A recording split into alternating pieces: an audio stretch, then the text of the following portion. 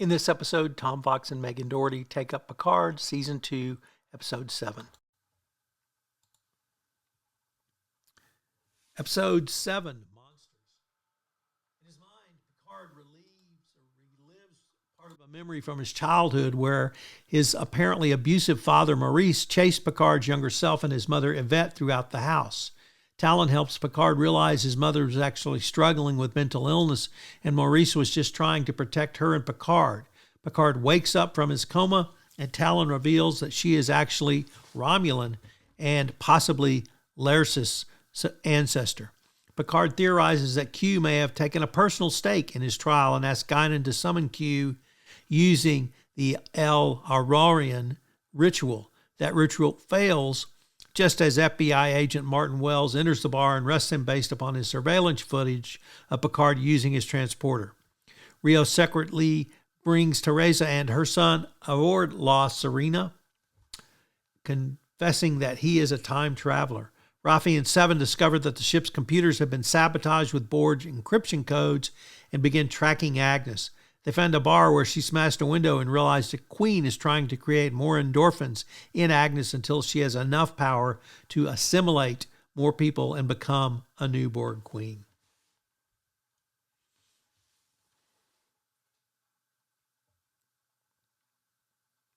Episode 8, Mercy. Wells tries to make Picard and Guinan confess to being aliens. He separates them and Guinan is visited by Q, who explains that he is dying and the trial is a final attempt to give his own life meaning. He notes that all humans are stuck in the past, and Guinan uses astral projection to share this message with Picard.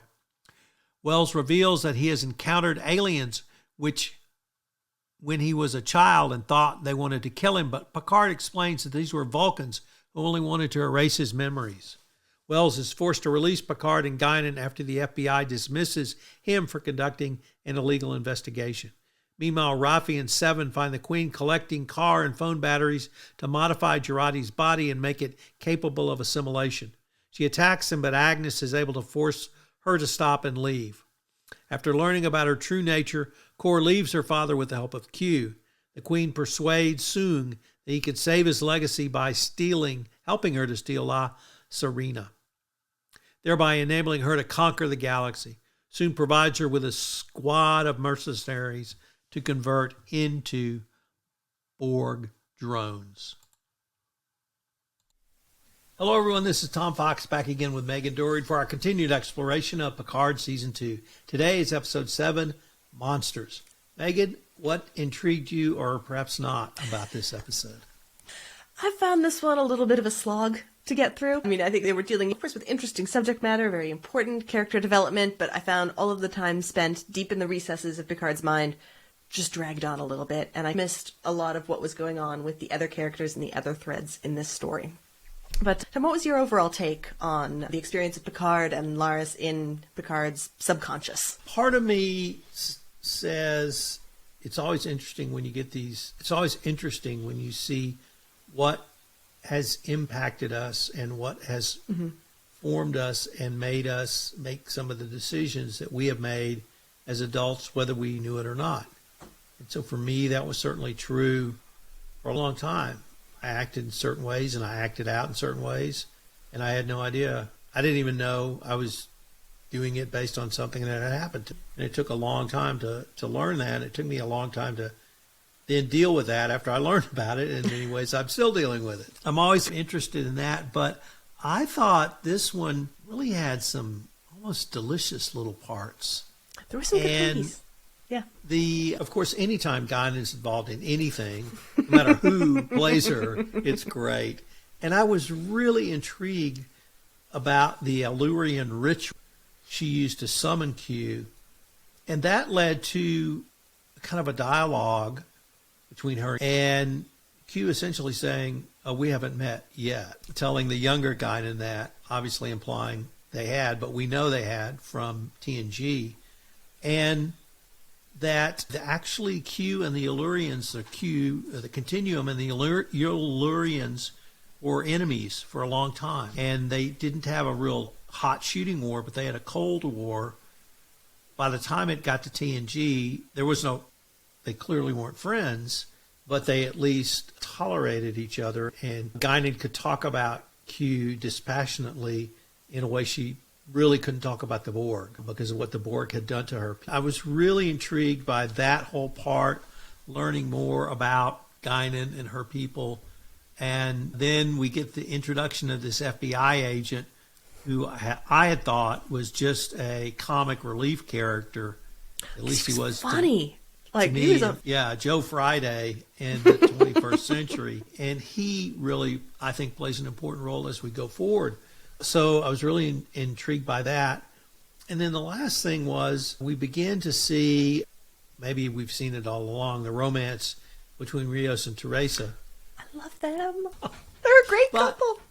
They were like Kirk and Jillian in Star Trek IV in many ways, I thought. So, and that was pretty cool to see them together. And as in all relationships, it's always the guy who's, oh, really? Has that been going on all along? I just figured it out.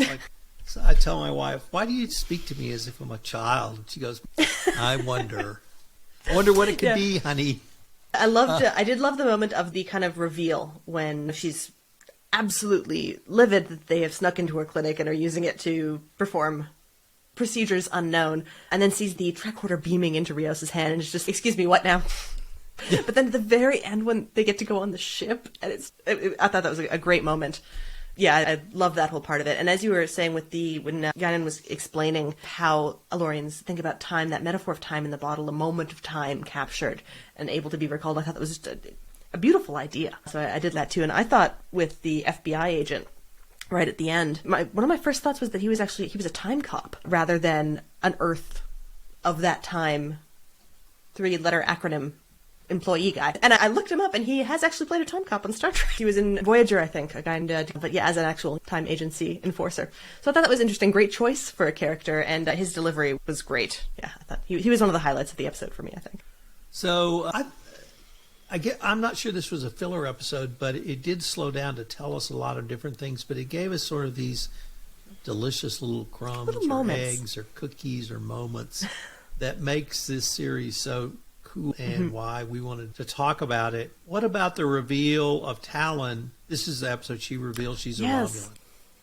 And I had thought this meant she was Laris' ancestor, although perhaps it wasn't that clear. Any thoughts on that one way or the other? That's what I definitely hit down that she was a Romulan after all. I think Picard said, oh, you must be an ancestor of this Romulan I know in my time. I thought the demonstration of her technology was as interesting as anything else, and therefore the technology of the supervisors and the power that they have to influence how things look, how things appear. But beyond that, I didn't see too much of it beyond that yet. I think we'll have to see what happens next. I hope our listeners will stick around for the final episode, at least on this particular podcast, episode 8, Mercy. I am Tom Fox. And I'm Megan Dougherty. See you next time. This is Tom Fox again. Thank you so much for listening to this episode of the award-winning Because That's What Heroes Do. I'd appreciate it if you would subscribe, rate, and review to this episode. And I hope you'll join us again next time where we take up Picard Season 2, Episode 8 on the award-winning Because That's What Heroes Do.